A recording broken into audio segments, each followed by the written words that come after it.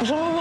Faut que je vous dise quelque chose. Ils t'ont donné un Congolais. Dis-moi juste que mon petit Lamine n'est pas un Congolais. Je t'ai dit qu'il s'appelait Benjamin, maman. Il s'appelle Lamine. Lamine comme le père de Ousmane, comme le grand-père de Ousmane et comme l'arrière-grand-père de Ousmane. C'est la tradition. La tradition même ça. Bonjour. C'est quoi ça? C'est Benjamin, maman. Ah, Ousmane! Ousmane! On ne peut pas s'appeler Lamine. J'aurais dû faire une blanquette. Nous, on s'occupe des enfants et de leur trouver... Voilà, nous, on s'occupe des enfants. Pascal, ce matin, c'était la conférence de presse annonçant les nommés de la 4e édition des Sotigui. Donc, vous y étiez. Oui, alors vous savez, chaque pays, enfin beaucoup de pays, ont une académie de cinéma avec des professionnels qui se remettent des prix les uns les autres. Vous connaissez les Césars en France, les Oscars aux États-Unis, les Magritte en Belgique. Eh bien, voici les Sotigui de l'Afrique. Alors, ils sont consacrés exclusivement aux acteurs et aux actrices qui viennent du continent africain, bien sûr, mais aussi les afrodescendants des Antilles et aussi les Africains de la diaspora dans le monde entier. Alors, la 4e édition a lieu le 30 novembre à Ouagadougou, au Burkina Faso. Et nous étions ce matin à la conférence de presse pour connaître la liste des heureux élus.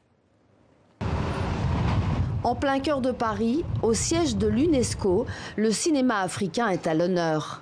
Après les Césars en France, les Oscars aux États-Unis, voici les Sotigui de l'Afrique, des Antilles et leur diaspora.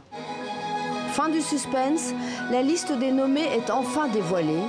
Un moment d'émotion que connaît bien cette actrice franco-camerounaise qui a déjà reçu un Sotigui. C'est partie de mon propos lors de la dernière édition. Très important pour moi, actrice, originaire d'Afrique, vivant ici et travaillant en Occident, que l'Afrique reconnaisse, c'est-à-dire qu'ils me regardent, ils sont fiers de mon travail.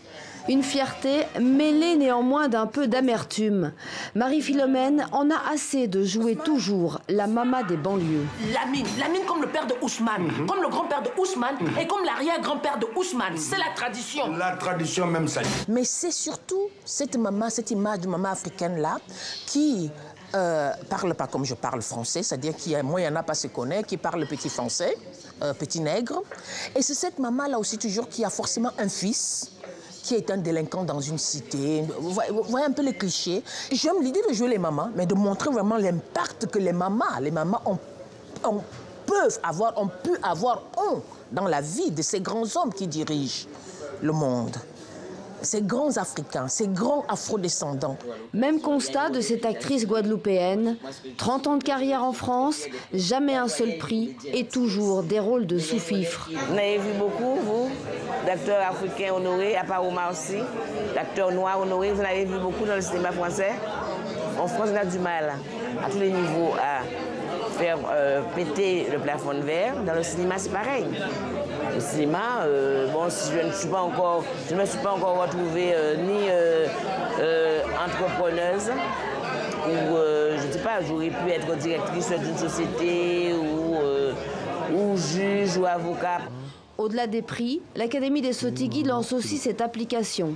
Move Up, un catalogue en ligne d'acteurs et d'actrices africains. Nous sommes en train de travailler à signer des partenariats avec des maisons de casting pour que Move Up soit une priorité quand on veut lancer un casting et que la maison de production puisse aller à l'encontre de l'acteur, découvrir des facettes, l'acteur dans toute sa dimension et le caster, voir dans quelle mesure l'acteur-là, qui est en Namibie, qui est en Afrique du Sud, qui est au Kenya, puisse se rejoindre par exemple aux États-Unis pour jouer dans des productions hollywoodiennes. Rendez-vous à Ouagadougou fin novembre pour cette 4e cérémonie des Sotigui.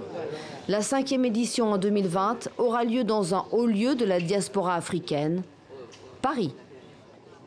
Merci Pascal pour cette chronique culture.